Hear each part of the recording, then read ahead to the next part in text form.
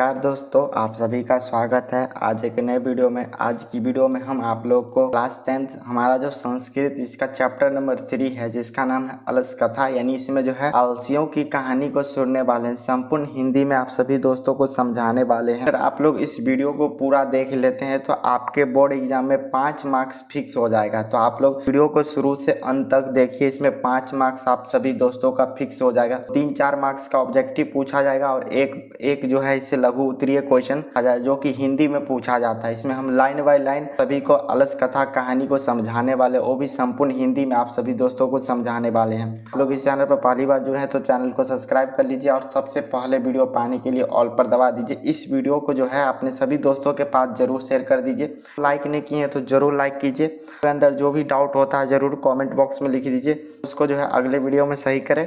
चलिए आज की वीडियो में हम आप सभी दोस्तों को बताने वाले इस कहानी को स्टार्ट करने वाले हैं। तो यहाँ पर आप सभी दोस्तों देख सकते हैं हमारा जो है चैप्टर अलस कथा, इसको संपूर्ण हिंदी में थोड़ा समझ लीजिए। देखेंगे पाठ का परिचय यानी लेखक के बारे में देखेंगे, पाठ के बारे में जानेंगे। तो यह पाठ जो है विद्यापति द्वारा रचित पुरुष परीक्षा नामक ग्रंथ से संकलित है। यानी ये जो हमारा पाठ है अलस कथा, यह जो है किसके द्वारा लिखा गया है? तो ये जो है विद्यापति द्वारा के लिखा गया। ये कौन है? तो मैथिली के जो है मैथिल कवि है, जिसका एक ग्रंथ है पुरुष परीक्षा नामक ग्रंथ है, उससे जो है यह कहानी को लिया गया अलस कथा। यह संकलित है, यह उपदेशात्मक लघु कथा है। यह जो है कैसा कथा है? तो यह लघु कथा है, इसमें जो उपदेश दिया जाता है। विद्यापति ने मैथिल, अपहट्टा तथा संस्कृत तीनों विषयों भाषाओं में जो है ग्रंथ रचना की थी।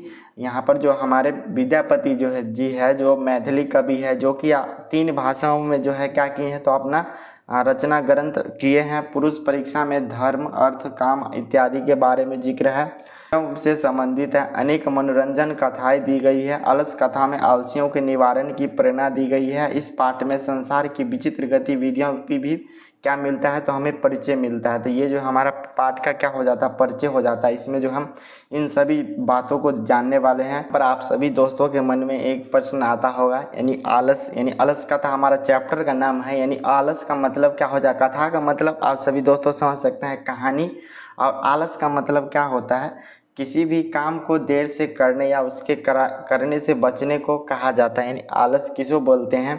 जिसमें जो है किसी भी काम होता है उसको देर से करने, यानी बहुत देर से करने या उसके करने से बचने को कहा जाता है। इसी को जो है आलस कहा जाता है। आलसियों जो सुस्त यानी जो होते हैं उसे हम आलसी कहते हैं। आलसी व्यक्ति जीवन में सक्रिय नहीं होते हैं और समय पर अपना काम क्या करते हैं? तो पूरा नहीं करते। यही जो है आलसी की डिफिनेशन है। आप सभी दोस्तों समझ गए होंगे। और आगे देखिए आलसी के बारे में। इस स्वभाव के लोग काम से बचने के लिए बहाना ढूंढते हैं या फिर अपना काम दूसरे से करवाते हैं। यही जो है आलसी की परिभाषा है। तो आप लोगों का चैप्टर का नाम है, देख सकते हैं, अलस कथा का मतलब समझ गए। इसमें जो है आलसियों की कहानी को समझेंगे। हमारा तृतीय पाठा हो जाता है जिसका नाम है अलस कथा। इसमें अब हम आप लोग के जो संस्कृत का बुक है उसमें लाइन बाय लाइन जो भी आपके जो संस्कृत भाषा में दिए गए हैं उसको हम लाइन बाय लाइन इसको हिंदी में ट्रांसलेट करके आप सभी दोस्तों को बताने वाले हैं। तो यहीं पर हम हिंदी में ही लिख दिए हैं तो आप सभी दोस्तों को समझ में आ जाएगा। यहाँ पर देखेंगे तो यह पाठ जो है विद्यापति द्वारा रचित कथा है, ग्रंथ। यह जो है यह पुरुष परीक्षा नामक ग्रंथ का अंश यानी विशेष है। आप लोगों को तो ऊपर ही बता दिए हैं। पुरुष परीक्षा कथा ग्रंथ के मानवीय गुण पर प्रकाश डाला गया और दोषों को दूर करने की शिक्षा दी गई है।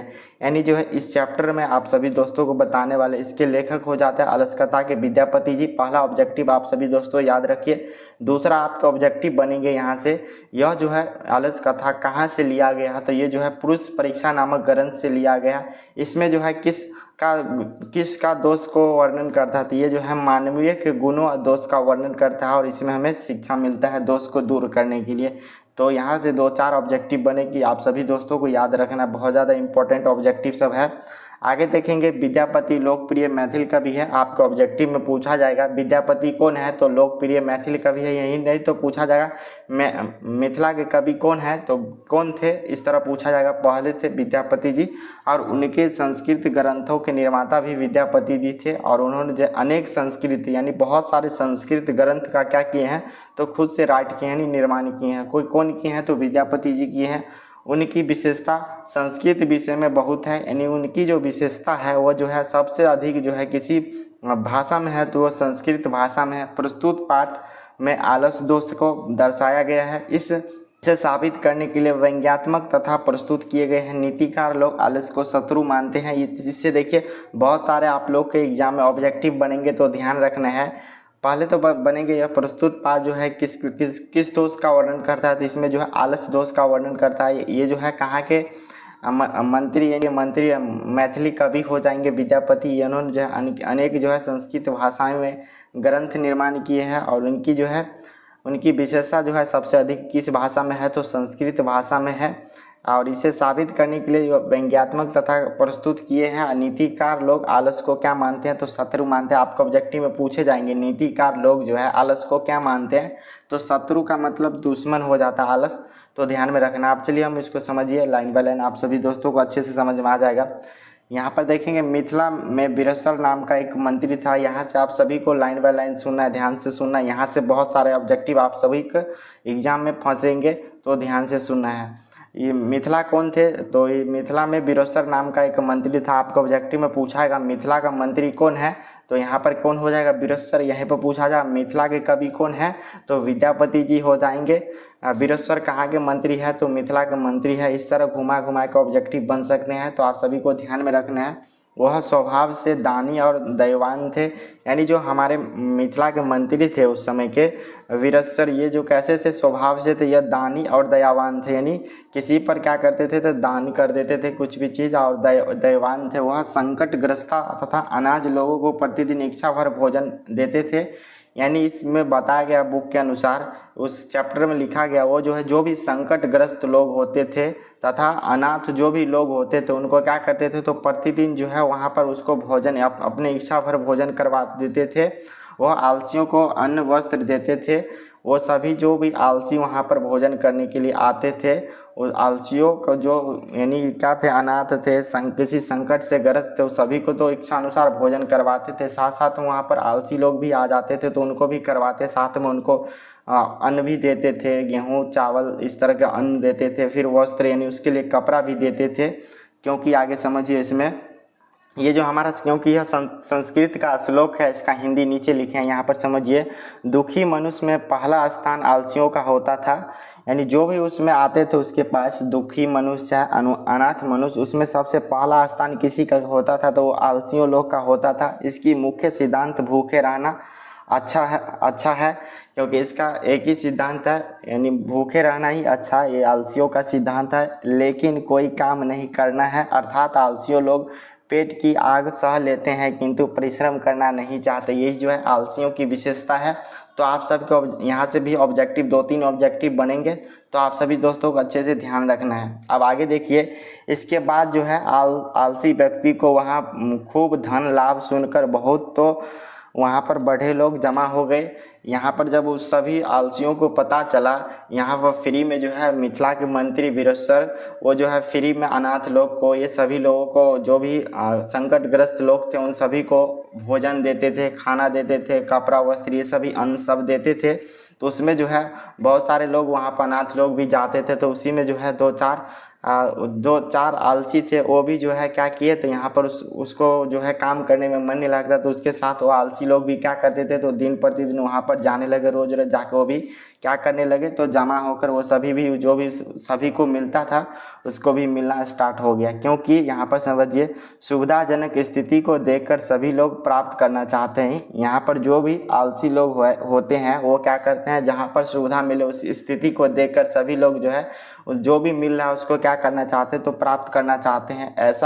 ऐसा कौन ऐसा जीव है जो अपने जाति सुख देखकर नहीं दौड़ते हो। यानी इसमें बुक में बताया जा रहा है कोई ऐसा जीव नहीं है जो अपने जाति का सुख देखकर, यानी उसकी जाति कौन हो जाएंगे तो वही अनाथ लोग आलसी लोग, उसको देखकर सुख नहीं दौड़ता है। अर्थात सभी कोई अपने जाति का सुख देखकर आकृष्ट होते हैं, इसमें बताया गया है।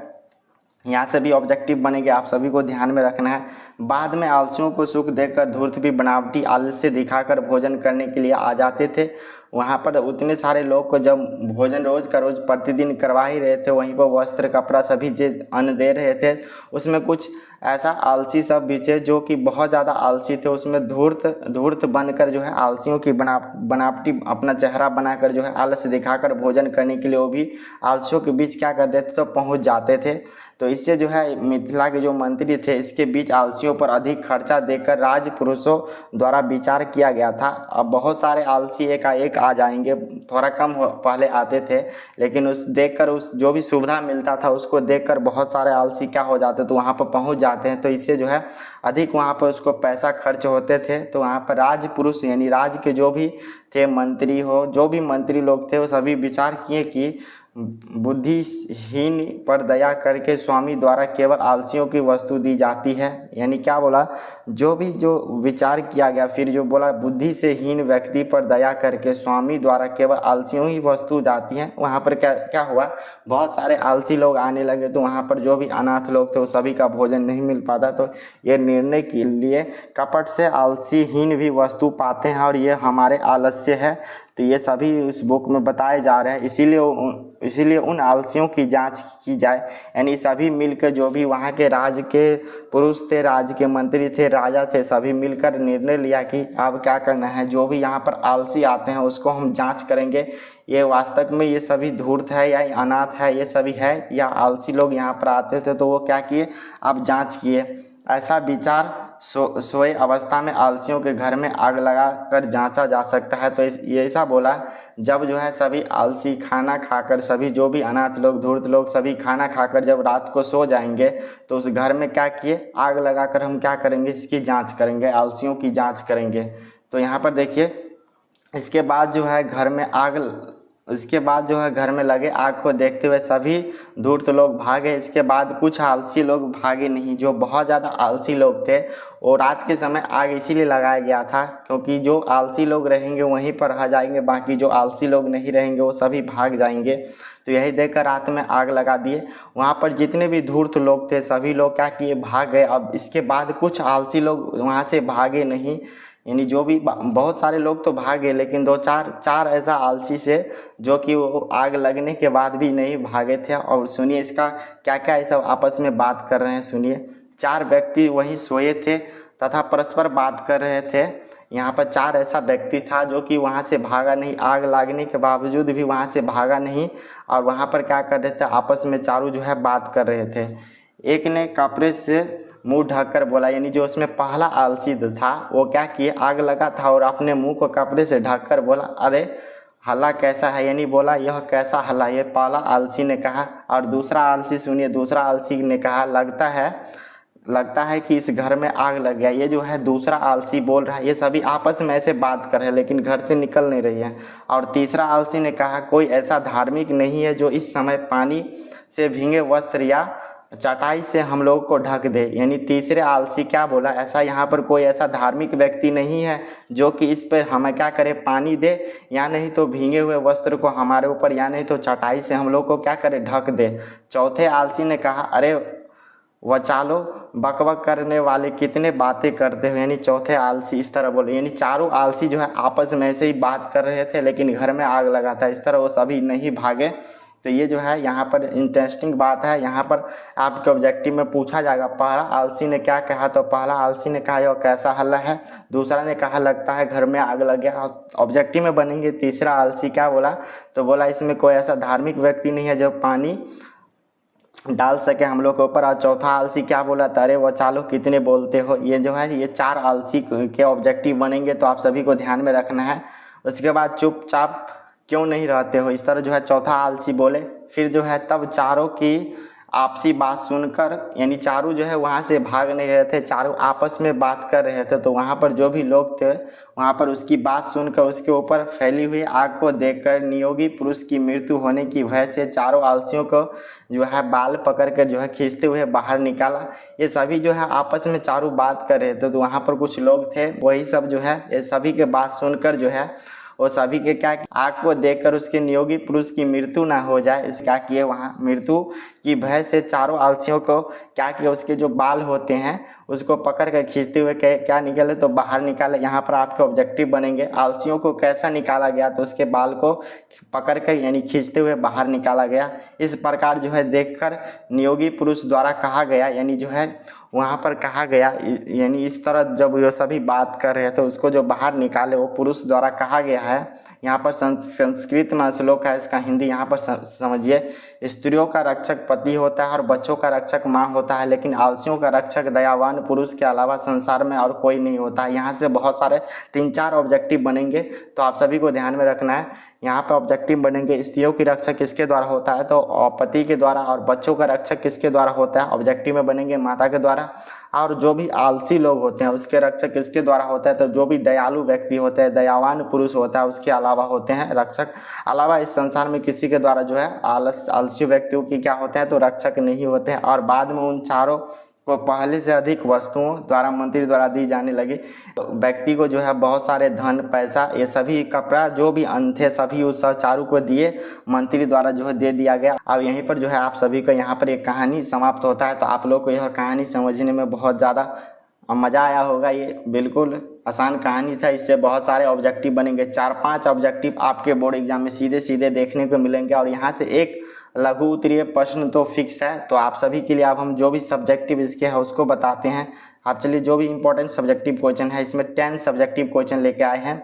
हमारा तृतीय पाटा अलसकथा VVI सब्जेक्टिव क्वेश्चन लेके आए हैं, जो कि आपके बोर्ड एग्जाम में पूछे गए भी सब्जेक्टिव क्वेश्चन है और आपके बोर्ड एग्जाम में आने वाले भी सब्जेक्टिव क्वेश्चन को लिए हैं। तो यहाँ पर सबसे पहला क्वेश्चन है, अलस कथा से क्या शिक्षा मिलती है, यानी जो हमारा अलस कथा पार्ट है इससे क्या शिक्षा मिलती है।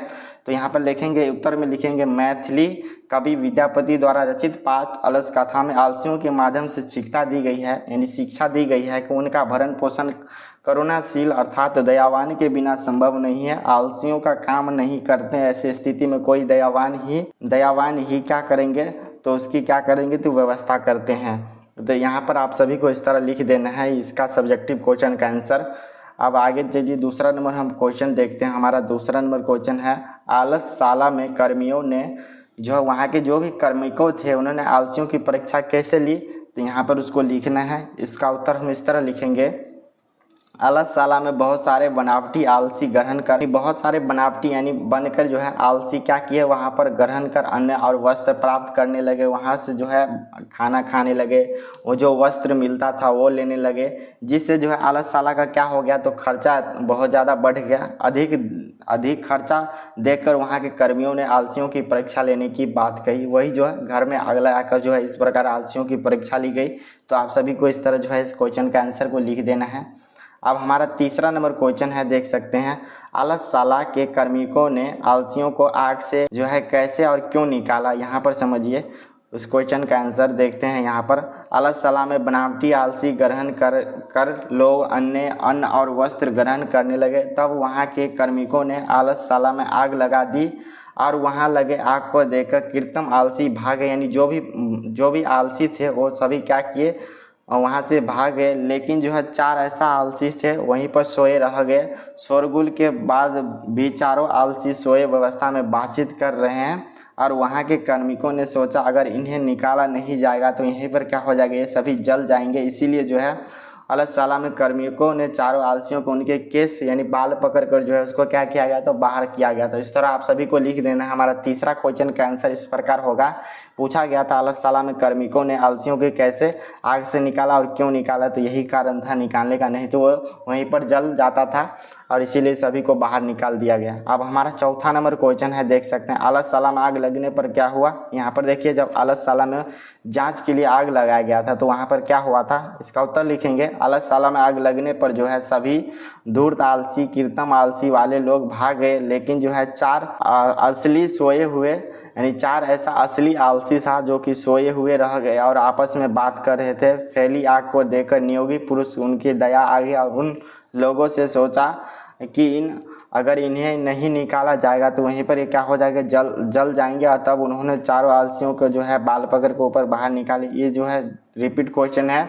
यहाँ पर देख सकते हैं क्वेश्चन पूछने का अलग अलग तरीका है, इसीलिए क्वेश्चन 2 बार रिपीट किए हैं हम। अब अगला क्वेश्चन देखिए 5 नंबर क्वेश्चन है, विद्यापति कौन थे, उन्होंने जो है किस ग्रंथ की रचना की, पठित पाठ के आधार पर हमें देना है, इसको आधार पर लिखना है। तो चलिए इसको बताते हैं। विद्यापति जो है एक महान मैथिली कवि है एवं लेखक हैं। इन्होंने जो है पुरुष परीक्षा नामक ग्रंथ की रचना की है। संस्कृत भाषा में लिखित पुरुष परीक्षा में कथा रूप में जो उनके मानवीय गुणों के महत्व का वर्णन किया है तथा दोष के निराकरण के लिए भी शिक्षा दी है। और देखते हैं आगे दी गई है। और विद्यापति ने लोकप्रिय मैथिली कवि, ये संस्कृत ग्रंथों के रचयिता भी है और इनकी ख्याति जो है मैथिली विषय के साथ साथ संस्कृत विषयों में भी अधिक रही थी। तो इस तरह जो है आप लोगों को लिख देना है विद्यापति कौन थे, इसके किस ग्रंथ की रचना की गई है, हमें पाठ के आधार पर बताना है, अलस कथा पाठ के आधार पर। तो पहले ये जो है मिथिला के यानी मंत्री मिथिला के कवि हो जाएगा विद्यापति जी, और इन्होंने जो है पुरुष परीक्षा नामक ग्रंथ की रचना की जो कि संस्कृत भाषा में। इतना भी आप लिख सकते हैं, 2 मार्क्स में पूछा जाता है, आपके 2 में 2 मार्क्स मिल जाएंगे। अब हमारा 6 नंबर क्वेश्चन है, अलस कथा का संदेश क्या है, या नहीं तो दूसरा क्वेश्चन अथवा में दिया गया अलस कथा पाठ में किस प्रकार की चर्चा की गई है। देख सकते हैं 2 टाइप के क्वेश्चन, एक ही क्वेश्चन लेकिन 2 टाइप में पूछा जाता है। देखिए अलस कथा का संदेश आलसियों का महान रोग है। पहला संदेश यह है, अलस कथा के अनुसार यह पहला संदेश है, आलस्य एक महान रोग है।